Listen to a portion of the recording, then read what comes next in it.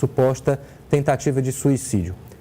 Sobre toda essa polêmica do Banco Master, sobre o vazamento de informações, eu convido aqui ao nosso O Povo News o advogado Marcelo Crespo, ele que é doutor e mestre em Direito Penal pela USP e coordenador do curso de graduação em Direito da ISPM. Professor Marcelo, muito bom dia, seja bem-vindo aqui ao nosso O Povo News. Vou só trazer aqui mais informações, em seguida peço a sua análise, que vai ter como foco exatamente essas mensagens entre Moraes e Vorcaro.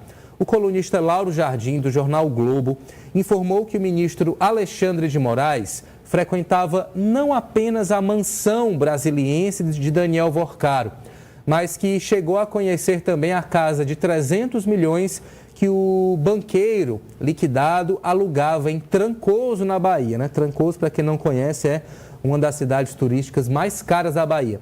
O imóvel tem 40 mil metros quadrados, 12 suítes e 5 bangalôs. A assessoria do STF, no entanto, enviou uma nota desmentindo a informação, abre aspas. O gabinete do ministro Alexandre de Moraes informa que é integralmente falsa a afirmação de que o ministro tenha frequentado a casa de Vorcaro em Trancoso, na Bahia. Também negaram as conversas com Vorcaro e as provas mostram o contrário. O ministro jamais realizou, continua a nota, qualquer viagem particular com Daniel Vorcaro para qualquer destino. O ministro reitera que nunca esteve na propriedade citada, sendo improcedentes as tentativas de vincular sua agenda pessoal ou profissional a tais encontros.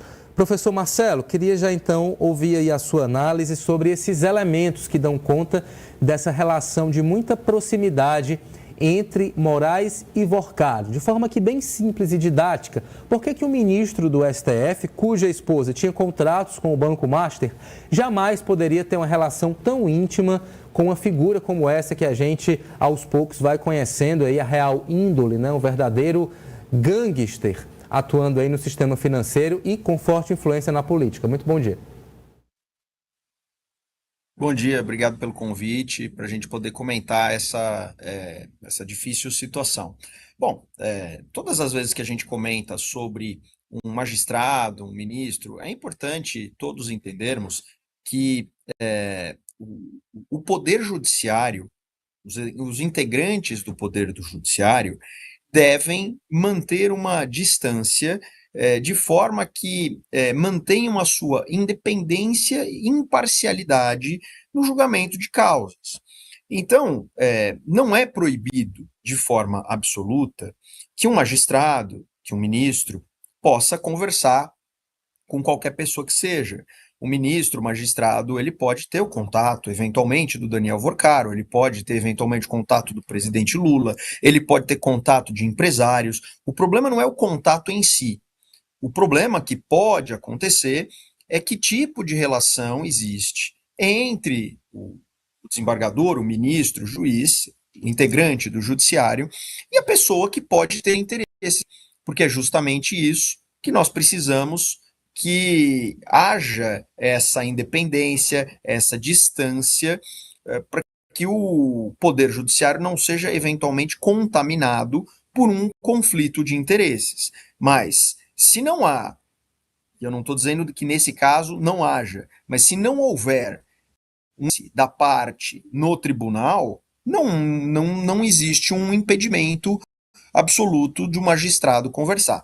Então, essa questão do ministro Alexandre de Moraes, ela é complexa, porque, num primeiro momento, sua esposa, advogada, com escritório de advocacia, e agora, sabidamente, com um contrato bastante vultoso com o Banco Master, enfim, tem uma relação de prestação de serviços jurídicos, advocatícios, e, sem dúvida nenhuma, o ministro precisa se manter distante desse tipo de situação. Quando o ministro troca mensagens com o Daniel Vorcaro, primeiro a gente precisa ter claro que em todas as reportagens que surgiram, a gente não tem como garantir quais mensagens, o conteúdo da mensagem. Então a gente sabe que as mensagens foram trocadas, embora o ministro tenha negado.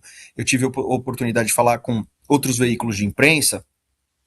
É bastante frágil o argumento do ministro de que ele não teve o contato com o Vorcaro, porque o número dele está lá no celular do Vorcaro. Então, partindo do pressuposto de que de fato houveram as mensagens, o grande ponto é, nós não temos acesso ao conteúdo das mensagens. Se não temos acesso ao conteúdo das mensagens, o que podemos fazer são ilações. O que será que o ministro teria conversado com o Vorcaro?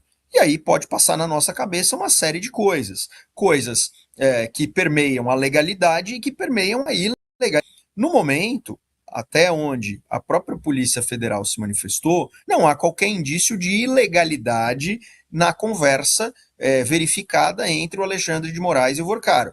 No entanto, politicamente, institucionalmente, é uma clara situação delicada, porque isso pode muito facilmente configurar aí um conflito de interesses em razão da esposa dele ter um contrato no escritório de advocacia, está prestando serviços jurídicos para o Banco Master, o Banco Master agora está envolvido num julgamento dentro do Supremo Tribunal Federal e certamente o ministro compõe a corte. Então, o cenário ele é muito complexo, mas não dá para afirmar de pronto que tem uma ilegalidade premente no contato do ministro Alexandre. Talvez a gente possa descobrir isso no futuro, talvez outras coisas venham à tona e talvez nem cheguemos a ter conhecimento dessas mensagens.